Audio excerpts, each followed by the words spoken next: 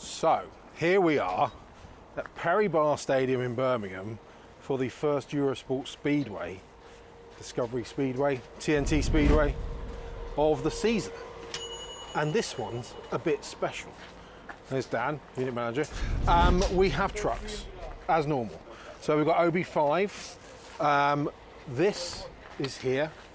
This is a generator, twin set generator as a backup. Listen, it's silent.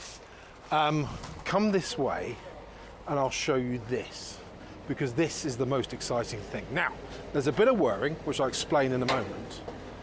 Sorry. But the broadcast truck is running off these. These are 10 Tesla Powerwalls, and they've been on since about 12:30 earlier today. And we are currently, because I can monitor it on my phone anywhere in the world, at 71%. So we're going to go through the entire broadcast running off batteries. And to be honest, I'm happier doing that than running off anything that's whirring and coughing and spluttering and making a noise and belching diesel fumes. So this is incredibly exciting.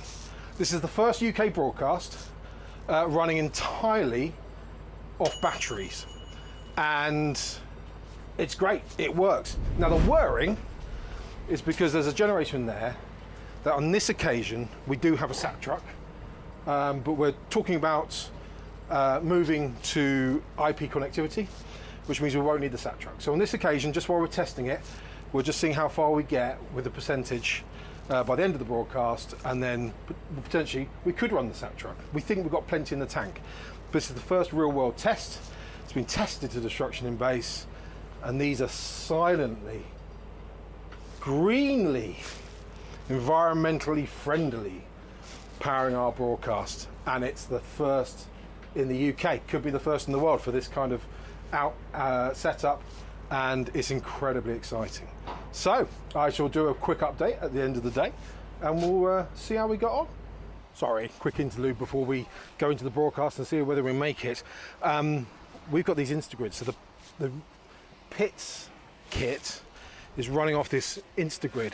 2.1 kilowatt hours should power the entire pit setup for the day. I've just had a look at it now, and we've got plenty in the tank. You can, if you can get a sniff of local power, then you can plug that in as well, and it'll act like a UPS.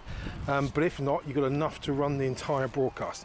So this means we can take load off the truck, load off the Powerwall solution, Tesla Powerwall solution, and we also, it's good for electrical safety as well, because we're just running a local setup rather than connecting remote location over copper back to the truck.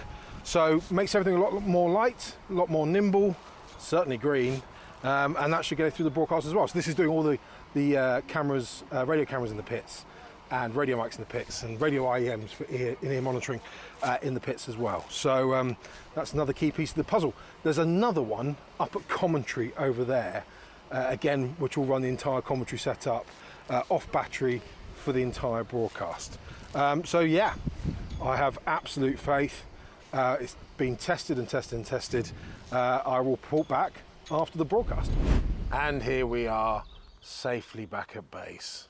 All very quiet, not making a sound. There they are, silently doing their thing. All went very well. We got off air with about 30% remaining, finished the D-rig with about 20% remaining. And if we get the solar on top of the truck, which we're about to do, then we would have even more. We probably would have got a good few kilowatt hours out of the day to help top things up and keep things going. And on sunny days, this will charge up while it's sat in base. Probably take about a week on the solar, but it will do the job. So on to the next one. Test successful. It's the way forward.